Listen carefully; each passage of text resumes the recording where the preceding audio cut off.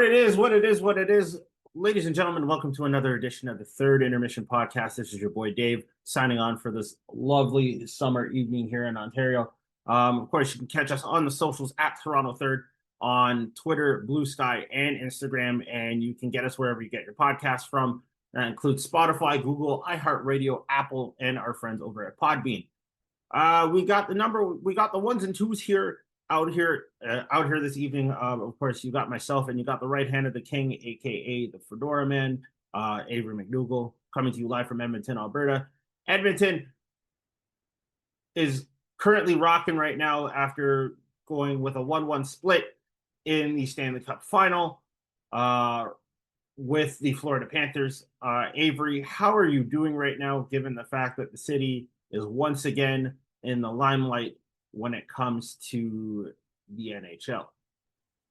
Dave, let me tell you, being around the Cup final, being around everything that goes into it, covering the games, the events, I'm tired. This has been a long year, and I'm enjoying it, but man, it is exhausting being around everything in the Cup final, covering it, all the games, and let me tell you something, with the series tied 1 game apiece, going into game 1, even before we dropped the puck for this series to open, the decibel levels inside Rogers Place were ridiculous.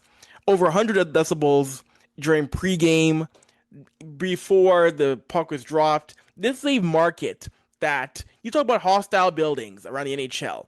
Edmonton is easily one of the more hostile arenas in all of hockey, bar none. And it was great to see in game 1 the big boys step up, like Leon Draisaitl getting the game winner in overtime, and we saw Stuart Skinner step up in an overtime session. But one thing that we all know about this series is that the Florida Panthers, Leaf fans know it well. When you think you have the Panthers dead to rights, they tell you, nope, we ain't dead. At that point. Yup. As we saw, they came back. They won in game 2. Brad Marchand, overtime winner, double OT. That is a team that has enough weapons to make this a long, beat 'em up, drag 'em out series, which is what we're going to get as things shift back to Sunrise, Florida.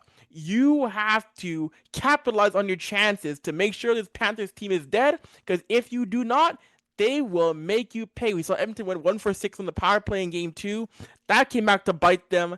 And like I said on the top there, Leaf fans, if you cannot capitalize on killing the Florida Panthers, it will come back to bite you. It really will. And essentially speaking, the fact that, say, Edmonton jumped out to that 1-0 lead, jumped out to that 1-0 lead back in game 1. And it was a beautiful start with Leon Draisaitl just scoring 66 seconds in. And then, of course, Florida returning the favor in game 2, opening the scoring with just under 2 minutes to start. It really does set the tone for everything. It really does set the tone for the entire series, because now essentially, not only do you have storylines drawn, it's you have some animosity building up between these two teams. And it's with the fact that, say, Edmonton had ample opportunities to try and take a 2-0 series lead, Sergei Bobrovsky basically saved Florida's bacon in that situation. And you know what? Kudos to him for standing on his head during until that Corey Perry tying goal. Kudos to him for standing on his head during single overtime and double overtime. And ideally speaking, he's the only reason why Florida was not down 2-0 in that series, or in this series. So ideally speaking, it's now essentially a best of 5, but you really have some great storylines being drawn out in the situation outside of the usual suspects in Carter Verhaeghe, Matthew Tkachuk, and Sam Bennett, just to name a few names. Especially for Florida. So this is something that's could be completely historic in this situation. It could also be a nightmare depending on how the next 2 games in Florida roll out. Because game 3 goes down Monday, game 4 goes down Wednesday, I believe. Wednesday or Thursday. And it's like, unless this series decides to, take a nice turn and go 7 like we all want it to, it's not going to be pretty. No, not at all. You mentioned animosity. You're seeing again, and these are two teams. We saw it in last year's series. We're seeing it now again. The chippiness from both these teams has been amplified. I mean, we saw Sam Bennett again doing what Sam Bennett does with his act, where he tries to fall on goaltenders or try to get under players' skin. We saw him, the fall push Sean Stewart Skinner in Game 2, and Yep. that is again that's a team that's going to go deep into the dark arts of what they need to do. And Edmonton, here's the thing though, Edmonton isn't backing that. Last year, Edmonton, they didn't know they came across as a team that was just trying to figure out what to do in a cup final. Now they ain't taking no BS. You're seeing them pushing back against the Florida Tricks. What was that saying? Papa don't take no mess. Like Edmonton ain't taking no mess in this situation either. And you know what? Like I don't blame them for feeling that way right now. Because it's like two's like, listen, if you want to catch these hands one time, like best believe run into my goalie one more time. You're catching a Defaz with a hockey stick. That's pretty much what it is at this point. Yeah, no, And I, they are not.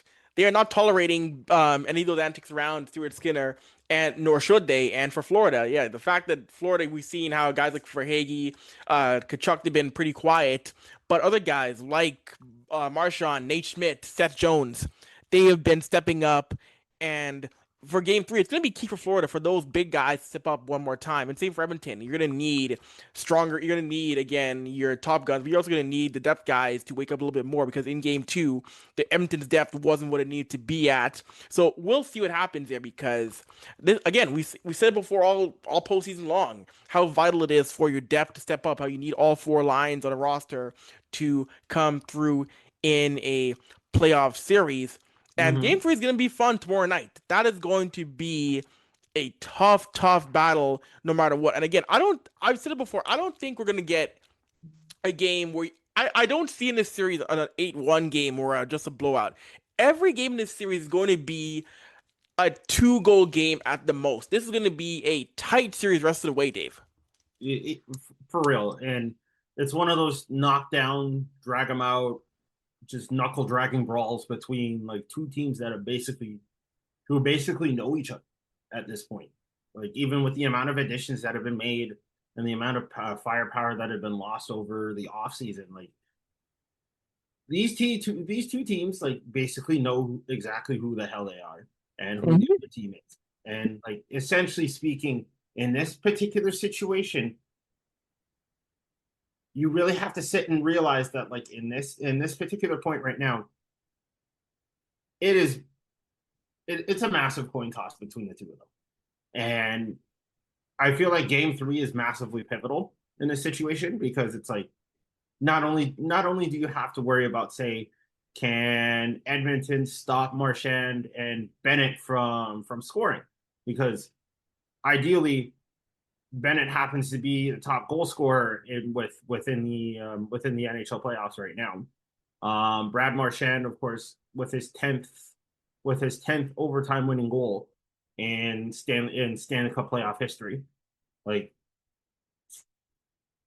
I feel like Draisaitl's the only other player that might be able to catch up with these guys, but like I don't hear anything about Connor McDavid going into Game 3 right now. And Homeboy has like what, maybe an assist or two?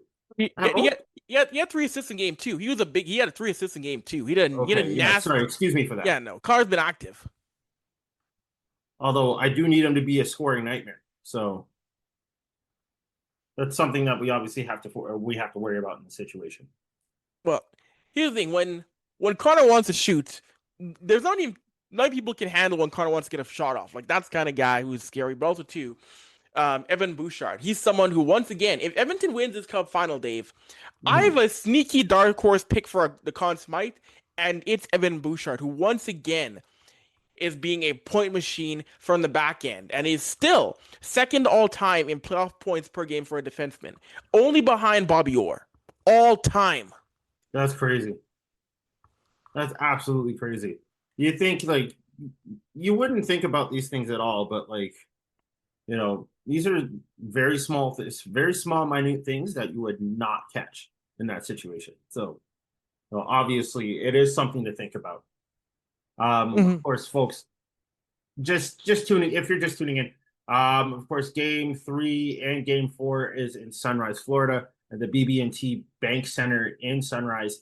Of course, the Stanley Cup final is tied at 1 game apiece. Leon Draisaitl scoring that big overtime winner with about a little over 30 seconds left in Game 1, and then Brad Marchand scoring late into double overtime to give Florida that 5-4 win and take Game 2 back on Friday night.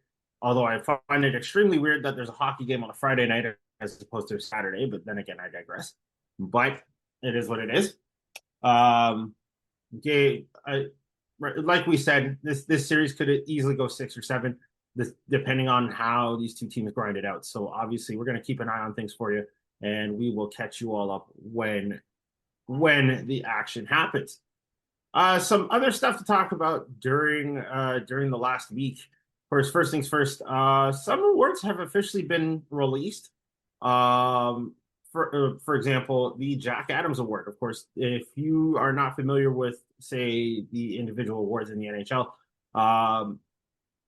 the Jack Adams Award is for Coach of the Year, and this year's recipient happens to be Spencer Carberry, and I'm going to let Avery talk about this real quick.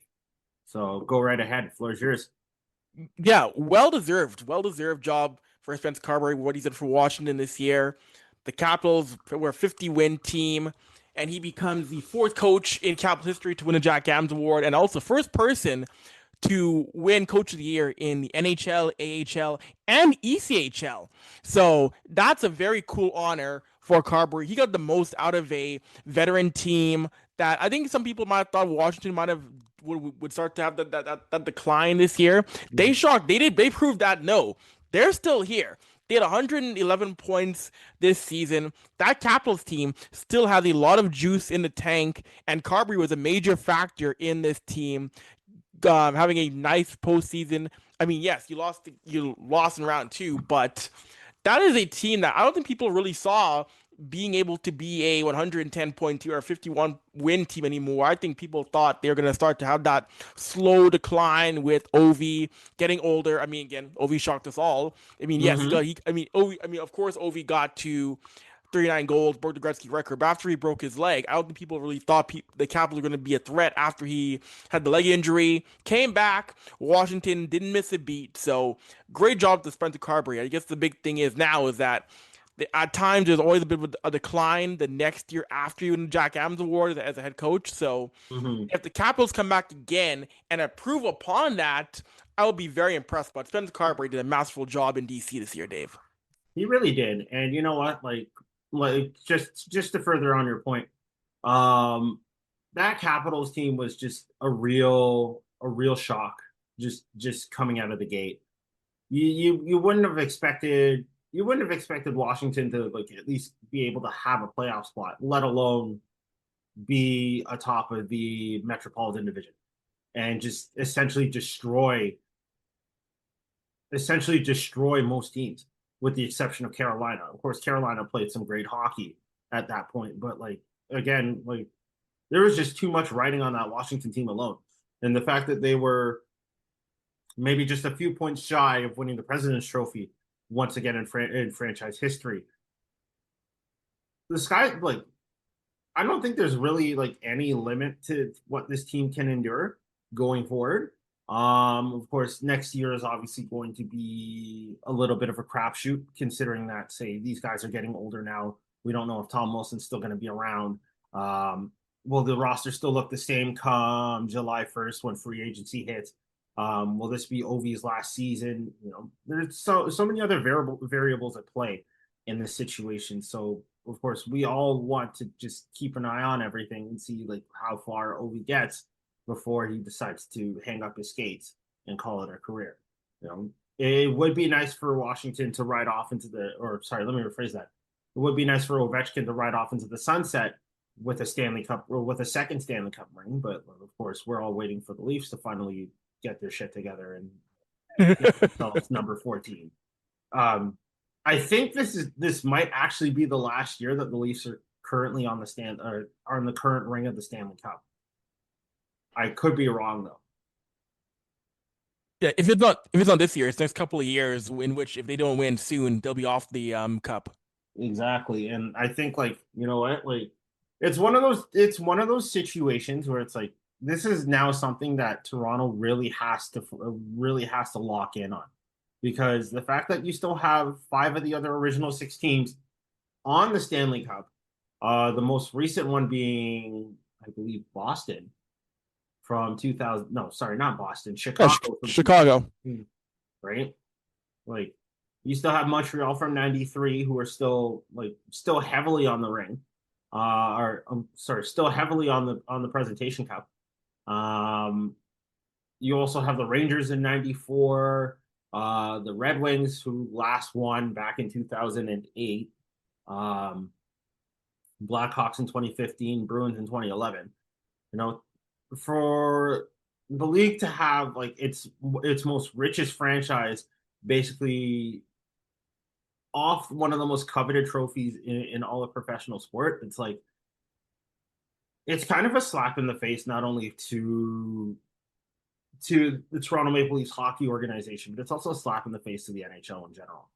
And more importantly to Maple Leaf Sports and Entertainment. And it's like obviously with the fact that like every single team has the same ability as the next team to try and get themselves on the Stanley Cup. Toronto really has to find a way to do that. And you know what? Like it's one of those things that we have to keep tying into. But you know what? That's a different story. And you know, it'd be nice to actually have a coach that would be able to win the Jack Adams Award again, like Pat Burns or Pat Quinn. And we haven't had a coach that's been able to do that in years.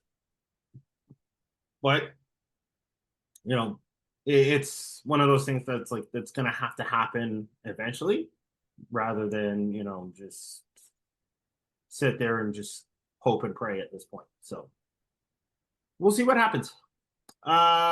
Next, we are going to look at the Bill Masterson Trophy. Now, of course, folks, some of these trophies obviously do have different meanings. The Bill Masterson Trophy is one of it's the most sportsmanship. Let me rephrase that. It's the award for the player that exemplifies the most gentlemanly like qualities within the NHL community. And I do not have any doubts or regrets or any concerns as to who practically won this award. And of course, Sean Monahan is extremely deserving of it. Of course, folks, if you do remember, say, like within the last year or two, both the Gaudreau brothers were killed in a hit and run by say a very drunken idiot in New Jersey. And of course, like it was a very devastating thing for the hockey community as a whole. Of course, Johnny Hockey was like a very prominent figure, not only within the Blue Jackets organization, but also say within the Flames organization, and was well loved by many players. And of course, his brother, No, Matthew Gaudreau. and Johnny and Matthew, of course, were like heavy, but Johnny was for two bright lights to be snuffed out by someone who was very ignorant. It's one of those eye-opening things. And of course, with Monahan just not only helping out the Gaudreau family, but also just being a leader off of the ice and just being that focal point for the Blue Jackets organization and of course the fan base to rally around as the Blue Jackets were trying to cope with the loss. I don't believe that anybody else should have been more deserving of that trophy other than him. Yeah, it's a great now. Personally, I do believe maybe I'll say on a different show, but I do believe that the Masterton should be honored to all players who are nominated by the teams. But either way, point being right now that Sean Monahan is a great recipient, and I've had the chance to meet Sean a few times, interview him more than once on my own platforms, and Sean Monahan is a gentleman, lovely dude, great player, and he has stepped up in a major way to be a Blue Jackets leader, be someone who has been a rock of strength and support to the Gaudreau family, because the reason why Sean Monahan signed in Columbus was to be with Johnny Gaudreau. those two were best friends, and he didn't want nothing more than to play with his buddy Johnny on that Blue Jackets team. And NHL.com posted a video of Meredith Goudreau presenting Sean Monahan with the Masterton Trophy at his home.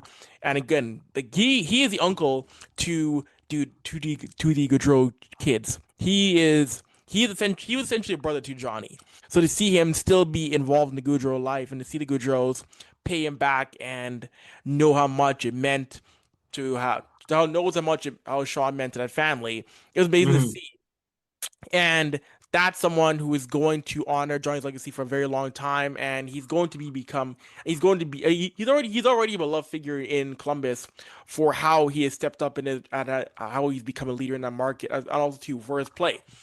And again, Mhm. Sean Monahan's career, he's had his ups and downs with his health, trying to stay in the lineup. But this year, he comes back this year in Columbus, rallies Columbus, almost getting back into the postseason, has a 57-point campaign. So great to see Sean Monahan being honored in that way for what he's been able to do on and off the ice with the Goodrow family and in Columbus, Ohio. Mhm. And when the NHL awards take place on Thursday, obviously you are going to see something that will not only but you are going to see a whole lot of awards that are presented as well. Like for example, the Art Ross, the Hart Trophy, the of course the Executive of the Year award. I don't even know if they have like an actual name for that trophy yet. I could be wrong. Um, The Jim, yeah, it's called the Jim Gregory Award, the oh, Jim Gregory. okay. And of course, say some other trophies that have officially been released as well. Um, to see that award ceremony before the Stanley Cup final is actually a nice touch instead of seeing it after, like say most leagues do. Um, it's kind of cool. So hopefully we get to see some of these guys receive their flowers and just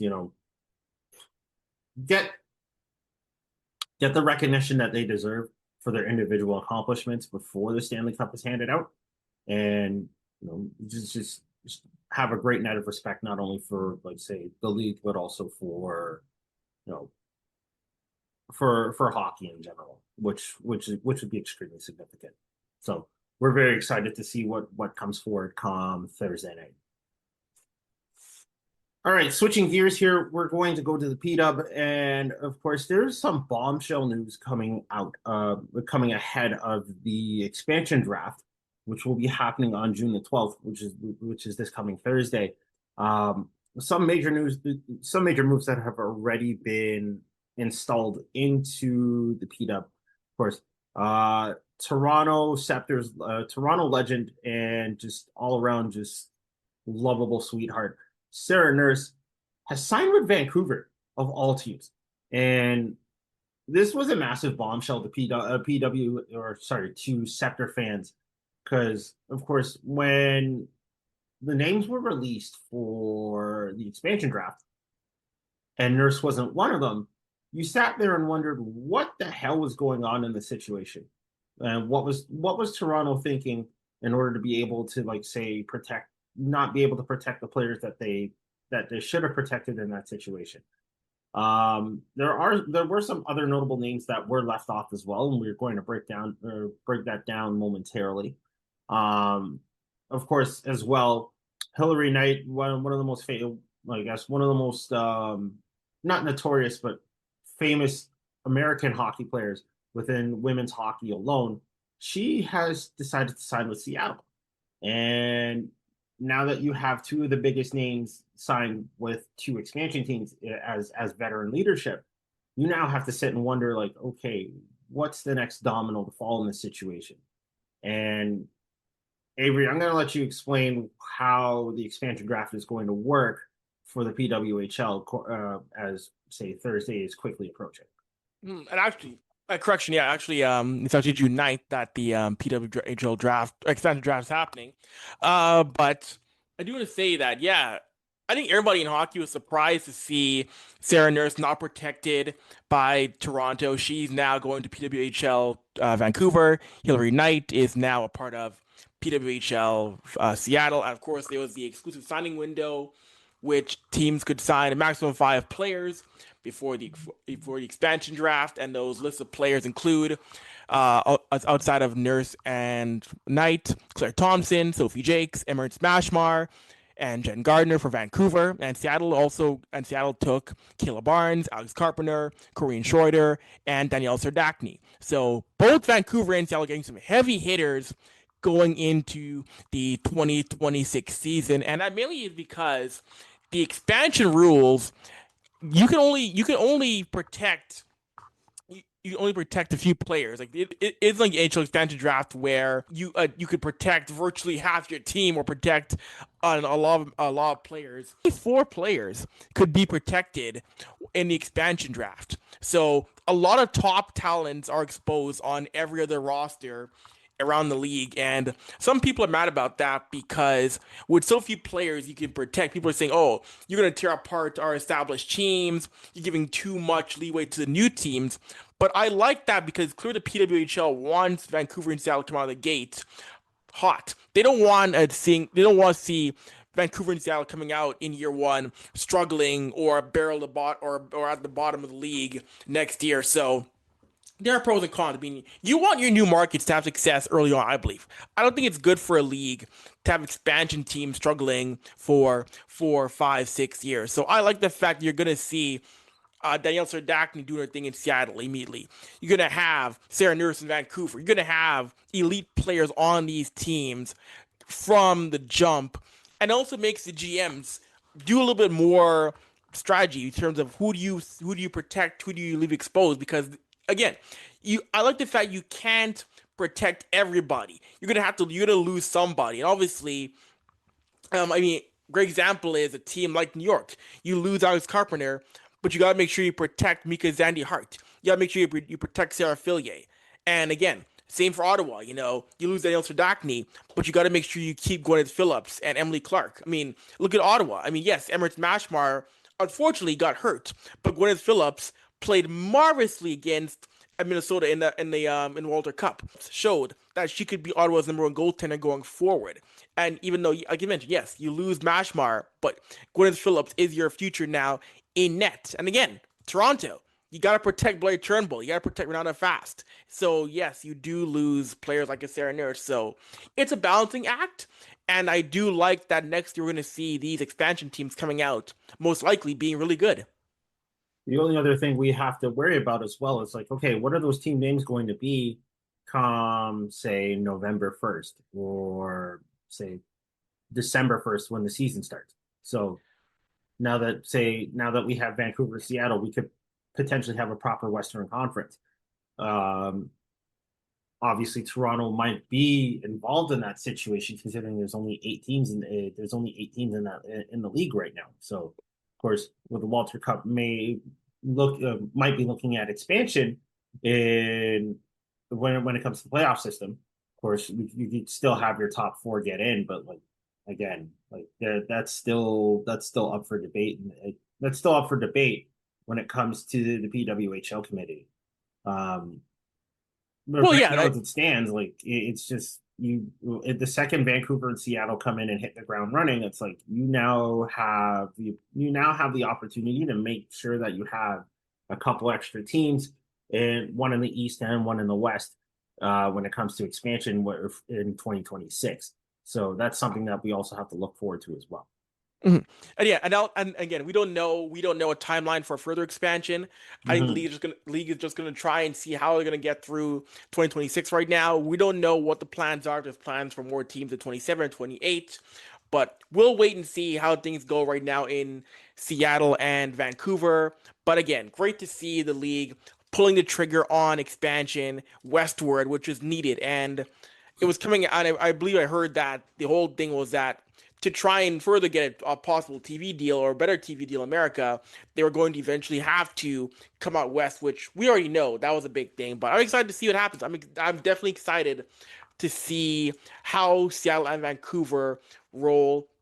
And again, like you said, I'm excited to see what Vancouver is going to do, because you look at that Vancouver roster right now. I know it's only 5 players so far, but you get a team that has Sarah Nurse there. She's someone who is, I think, definitely going to be an impact player on that roster for whatever the Vancouver team is going to be named. But also, too, Seattle with Hillary Knight and Daniel Serdachny. That's going to be a fun duo to watch in the Pacific Northwest. That's going to be definitely fun to watch right there. But again, you're also, too, and look at Emirates Bashmar.